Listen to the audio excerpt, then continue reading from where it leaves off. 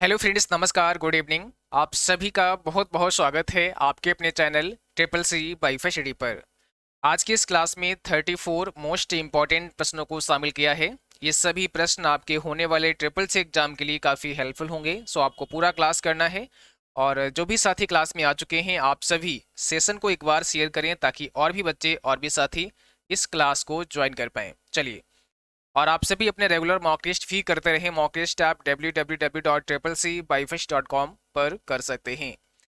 आज का सबसे पहला प्रश्न आपके सामने है, बट उससे पहले आप सभी को बता दें, अगर आप ट्रिपल सी मार्च एग्जाम के लिए अपना पेड बैच ज्वाइन करना चाहते हैं तो triple C wifi study mobile application पर आप ट्रिपल सी मार्च बैच को ज्वाइन कर सकते हैं। यहाँ पर आप सभी को कंप्लीट कोर्स कराया जाएगा। ट्रिपल सी मार्च एग्जाम के अंदर कुछ क्लास हो भी चुके हैं, जो भी क्लास यहाँ हो चुके हैं वो सब आपको मिल जाएंगे। और जो भी आगे नए क्लास आते हैं उनको आपको डेली करना है। यहाँ पर आपको थ्योरी लेक्चर्स मिलते हैं, एमसीक्यू लेक्चर्स मिलते हैं, इसके साथ साथ ई बुक्स, पीडीएफ नोट्स, अन्य बहुत सारी चीज़ें आपके जो सिलेबस में दी गई हैं वो सारा कुछ मटेरियल इस बैच के अंदर आपको मिलेगा। और सभी क्लास हिंदी और इंग्लिश दोनों भाषाओं में होते हैं, और जो भी पीडीएफ नोट्स होते हैं वो भी हिंदी और इंग्लिश दोनों भाषाओं में होते हैं। तो फटाफट से अभी इस बैच को आप ज्वाइन कर सकते हैं डिस्काउंट के साथ में। एप्लीकेशन पर पूरा डिटेल दिया गया है। आज का सबसे पहला प्रश्न है, ईमेल अकाउंट का स्टोरेज एरिया जहां सभी मेल स्टोर होती हैं उसे कहते हैं। कि ईमेल अकाउंट का एक ऐसा एरिया जहां पर सभी मेल स्टोर होते हैं उसे हम किस नाम से जानते हैं?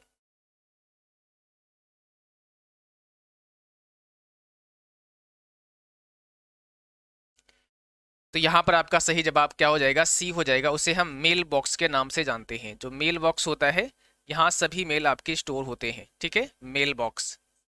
ऑप्शन हमारा यहाँ पे क्या हो जाएगा? सी करेक्ट हो जाएगा। अगला सवाल है, ईमेल का पहला भाग डैश को बताता है। जो भी आपका ईमेल एड्रेस होता है, यानी जो हमारा ईमेल पता होता है, ईमेल एड्रेस का जो फर्स्ट वाला पार्ट होता है, फर्स्ट पार्ट, ये किसको बताता है? फर्स्ट पार्ट क्या होता है? तो फर्स्ट पार्ट जो होता है वो यूजर नेम होता है। फर्स्ट पार्ट क्या होता है? यूजर नेम होता है। और अगर हम बात करते हैं सेकेंड पार्ट की, जो दूसरा वाला पार्ट होता है उसको क्या कहते हैं? दूसरा वाला पार्ट आपका डोमेन नेम होता है या होस्ट नेम होता है। डोमेन नेम कह सकते हैं या होस्ट नेम कह सकते हैं। ठीक है, और बीच में क्या होता है? बीच में एट द रेट का सिंबल होता है। अगला सवाल है, निम्न में से कौन सा ईमेल क्लाइंट है? एक ईमेल क्लाइंट प्रोग्राम कौन सा है? आउटलुक, इंटरनेट एक्सप्लोरर, नेटस्केप, या इसमें से कोई नहीं? ईमेल क्लाइंट की बात करें तो यहाँ पर आपका ऑप्शन पहला हो जाएगा आउटलुक, जिसका पूरा नाम है माइक्रोसॉफ्ट। ठीक है, आउटलुक, माइक्रोसॉफ्ट आउटलुक एक्सप्रेस। यह एक ईमेल क्लाइंट प्रोग्राम है। क्या है? ईमेल क्लाइंट है। दूसरा ध्यान रखना है, माइक्रोसॉफ्ट आउटलुक में जब हम कोई भी अटैचमेंट ऐड करते हैं, यानी कोई भी फाइल हम भेजना चाहते हैं, तो यहाँ पर जो फाइल साइज है वो कितना होना चाहिए? 20 MB तक का ही आप क्या कर सकते हैं? अपलोड कर सकते हैं। 20 MB तक का ही फाइल साइज अपलोड कर सकते हैं आप माइक्रोसॉफ्ट आउटलुक में। ईमेल भेजने के लिए बटन को क्लिक करें। अगर आप ईमेल भेजना चाहते हैं तो किस बटन पर क्लिक करके ईमेल को भेज सकते हैं?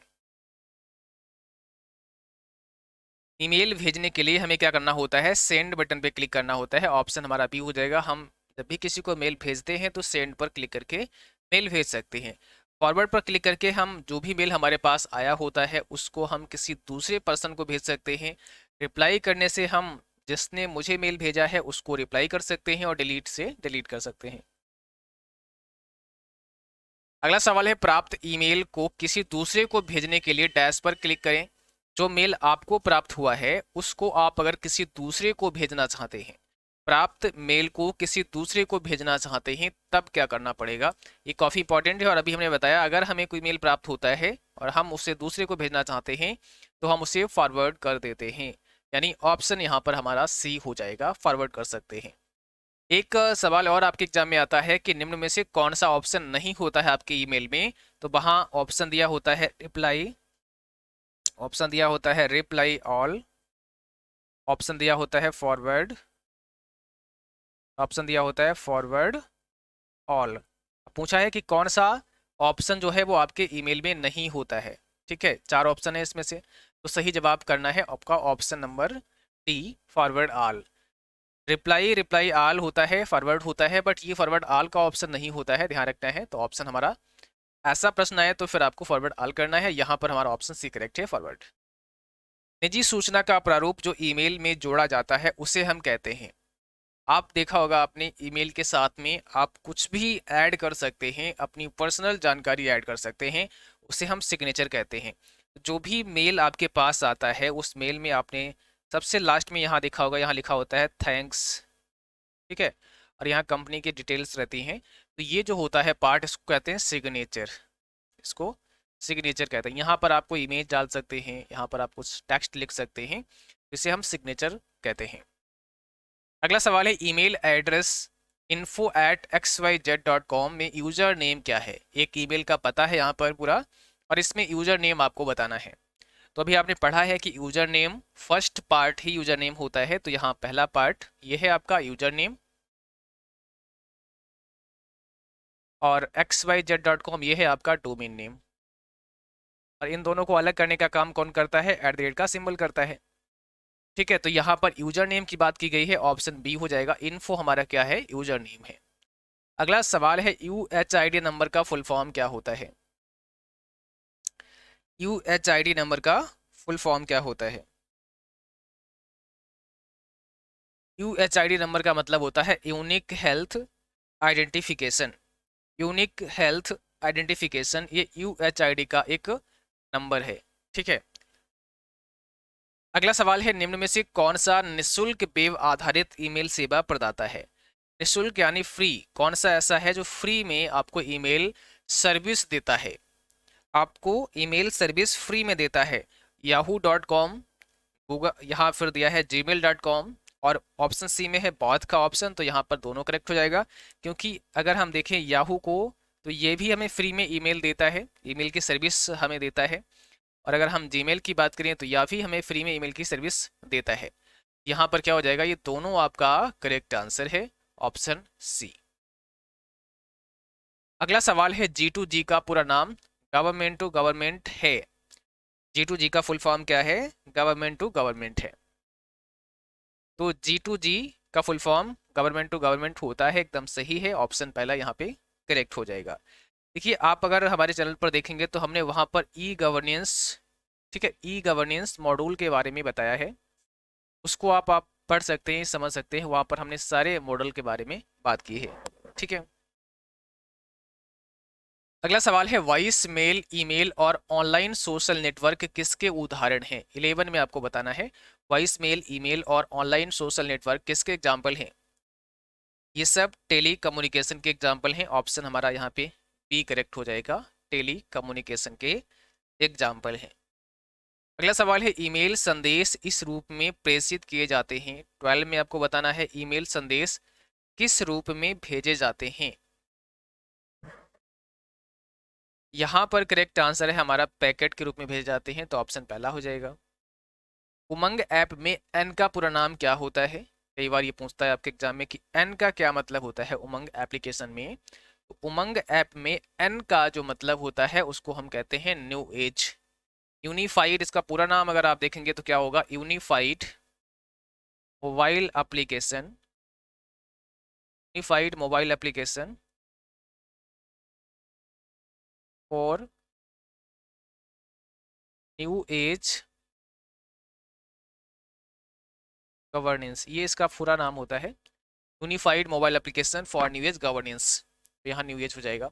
आधार कार्ड किसके द्वारा जारी किया गया, या आधार कार्ड किसके द्वारा जारी किया जाता है। तो आधार कार्ड को जारी कौन करता है, आपको पता है UIDAI के द्वारा आधार कार्ड जारी किया जाता है, ठीक है। इसका मतलब होता है unique identification authority of India. Full form अगर आप देखेंगे क्या होगा, यूनिक आइडेंटिफिकेशन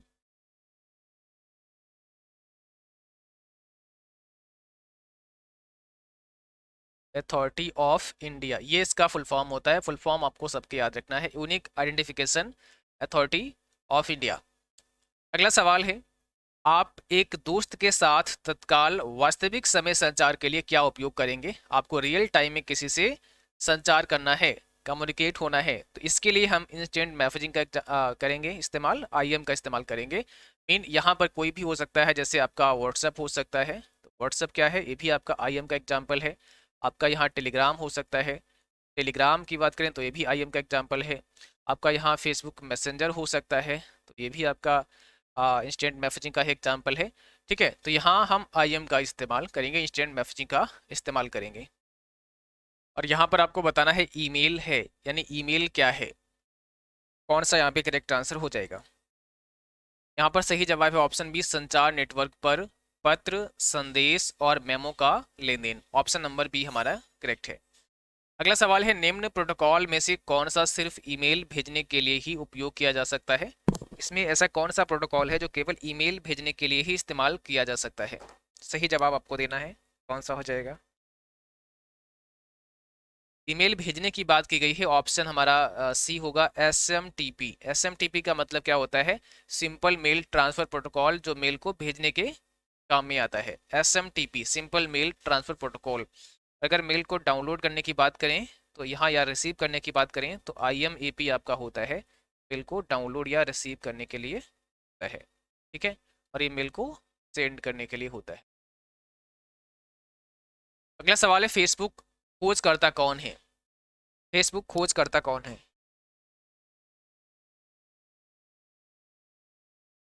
तो यहाँ पर सही जवाब क्या हो जाएगा, ऑप्शन पहला हो जाएगा, मार्क जुकरबर्ग फेसबुक के खोज करता है। फेसबुक है क्या, फेसबुक एक सोशल साइट है, एक सोशल नेटवर्किंग साइट है। ठीक है, दूसरा, फेसबुक पर आईडी बनाने के लिए जो एज है वो कितनी होनी चाहिए, उम्र कितनी होनी चाहिए, 13 ईयर होनी चाहिए। 13 ईयर होना चाहिए, 13 वर्ष की उम्र कम से कम होनी चाहिए फेसबुक पर आईडी बनाने के लिए। अगला सवाल है, इंस्टाग्राम एक प्रकार का है, इंस्टाग्राम एक प्रकार का क्या है, ई कॉमर्स है, सोशल साइट है, एजुकेशनल साइट है, या इसमें से कोई नहीं। इंस्टाग्राम एक प्रकार का क्या है, सोशल साइट है। ऑप्शन हमारा यहाँ पे बी हो जाएगा, सोशल साइट। और एक सवाल इसमें और आता है, कौन सा ऐसा सोशल साइट है जिसका सबसे ज़्यादा इस्तेमाल मोबाइल पर होता है। तो आंसर होता है इंस्टाग्राम। ठीक है, यानी सबसे ज़्यादा इस्तेमाल मोबाइल पर किसका होता है, इंस्टाग्राम का होता है। NEGP कब लॉन्च किया गया, 20 में आपको बताना है, NEGP कब लॉन्च किया।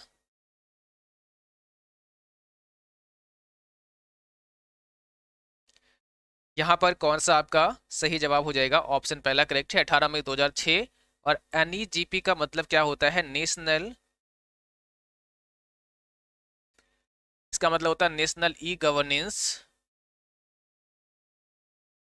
प्लान। ठीक है, ये उसका फुल फॉर्म है, national e governance plan. Social networking शब्द का प्रयोग सर्वप्रथम कब हुआ, सोशल नेटवर्किंग शब्द का इस्तेमाल सर्वप्रथम कब हुआ, सबसे पहले कब हुआ, बताइए। सोशल नेटवर्किंग शब्द का इस्तेमाल सर्वप्रथम कब हुआ, ऑप्शन बी हो जाएगा, 1954 में। एक संदेश या मेल बनाने के लिए हम किस विकल्प पर क्लिक करते हैं। आपको एक संदेश या मेल बनाना है तो आप कौन से ऑप्शन पे क्लिक करोगे। ऑप्शन बी हो जाएगा, हम कंपोज बटन पे क्लिक करते हैं। सीसी से एक से अधिक मेल नहीं भेज सकते हैं, आप सीसी सेक्शन में एक से ज़्यादा मेल नहीं भेज सकते हैं, तो यहाँ पर ये फॉल्स हो जाएगा, ऑप्शन बी करेक्ट है। अगला सवाल देखो, जीमेल का संस्थापक कौन है, यानी जीमेल के फाउंडर कौन है। आपको बताना है जीमेल के फाउंडर कौन है। राइट आंसर क्या होगा,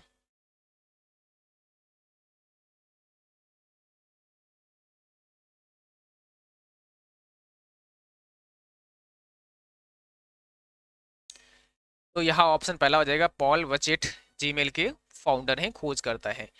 भेजे गए ईमेल को कौन संपादित कर सकता है, भेजे गए मेल को कौन संपादित कर सकता है।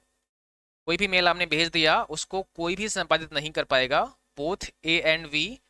यहाँ पर आपको डी ऑप्शन करना है, नन ऑफ दीज। ठीक है ना, नन ऑफ दीज करना है, क्योंकि जो भी मेल आप भेज देते हैं उसको कोई भी संपादित नहीं कर सकता है, ना ही सेंडर कर सकता है ना ही रिसीवर कर सकता है, बोथ ए एंड बी नहीं होगा, ऑप्शन डी यहाँ पे करेक्ट होगा। दो लोगों का एक समान ईमेल पता हो सकता है, 26 में आपसे पूछा गया है, दो लोगों का एक समान ईमेल पता हो सकता है, तो ये भी फॉल्स है, दो लोगों का एक समान ईमेल एड्रेस नहीं हो सकता है। अधूरे ईमेल कहाँ पर सहेजे जाते हैं? जो भी अधूरे ईमेल होते हैं, अधूरे का मतलब आप कुछ लिख रहे हैं, अभी पूरा आपने कंप्लीट नहीं किया है, ऐसे ईमेल हमें ड्राफ्ट में मिलते हैं, यानी ड्राफ्ट में वो सेव हो जाते हैं जो भी अधूरे मेल होते हैं। ठीक है। इनबॉक्स में क्या होता है? जो मेल आपके पास रिसीव होते हैं वो इनबॉक्स में आते हैं। आउटबॉक्स में क्या होता है? जो मेल किसी कारणवश सेंड नहीं हो पाते हैं तो वो आउटबॉक्स में चले जाते हैं, और सेंड बॉक्स में भेजे गए मेल होते हैं जो आप भेजते हैं लोगों को। जीमेल हस्ताक्षर में वर्ण सीमा क्या है? जो जीमेल में आप सिग्नेचर ऐड करते हैं उसमें कितने करेक्टर आप ऐड कर सकते हैं? ऑप्शन यहाँ पर डी हो जाएगा, 10,000 करेक्टर हम ऐड कर सकते हैं। ईमेल में एमडीए का मतलब क्या होता है? एमडीए का पूरा नाम क्या होता है ईमेल में? इसका मतलब होता है mail delivery agent. Option B correct हो जाएगा, मेल डिलीवरी एजेंट। अगला सवाल है, निम्न में से कौन इंटरनेट पर सबसे लोकप्रिय सोशल नेटवर्किंग साइट है? सबसे लोकप्रिय सोशल नेटवर्किंग साइट की अगर हम बात करें तो यहाँ पर फेसबुक आपका हो जाएगा। माई स्पेस की स्थापना किसने की? आंसर बताना है 31 का। माई स्पेस की स्थापना की है टॉम एंडरसन ने। ऑप्शन हमारा यहाँ पे पहला करेक्ट हो जाएगा। ट्विटर पर पोस्ट के लिए वर्ण सीमा क्या होती है? ट्विटर पर कितने वर्ण आप पोस्ट कर सकते हैं? आंसर है आपका ऑप्शन सी, 280 वर्ण आप पोस्ट कर सकते हैं।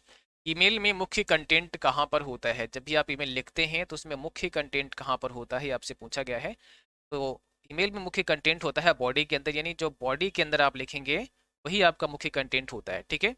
आपका ऊपर सब्जेक्ट का ऑप्शन होता है बॉडी से, इसके ऊपर अगर आप देखेंगे तो 2 का सेक्शन है जहाँ पे आप एड्रेस डालते हैं, सब्जेक्ट होता है, बॉडी होता है, सिग्नेचर होता है। यहाँ बॉडी के अंदर ही आप जो लिखते हैं वो मेन कंटेंट होता है। 2FA का पूरा नाम क्या होता है? 34 में आपको बताना है। 2FA का मतलब होता है टू फैक्टर अथेंटिकेशन। क्या होता है? टू फैक्टर अथेंटिकेशन होता है 2FA का फुल फॉर्म। चलिए आज का क्लास बस यहीं तक रहेगा। उम्मीद करता हूँ आप सभी को क्लास अच्छा लगा होगा। और आप सभी को पता है ओ लेवल M1R5 का बैच भी कल लॉन्च हो चुका है। जिन बच्चों को M1R5 पेपर के लिए तैयारी करनी है तो आप सभी CCC बाईफिशिटी मोबाइल एप्लीकेशन पर ओ लेवल सेक्शन में जाके M1R5 का बैच ज्वाइन कर सकते हैं। ठीक है। यहाँ पर आप सभी को जो क्लास हैं वो 15 फरवरी से मिलना शुरू हो जाएंगे। क्लास आपको 15 फरवरी से मिलना स्टार्ट हो जाएंगे M1R5 के लिए।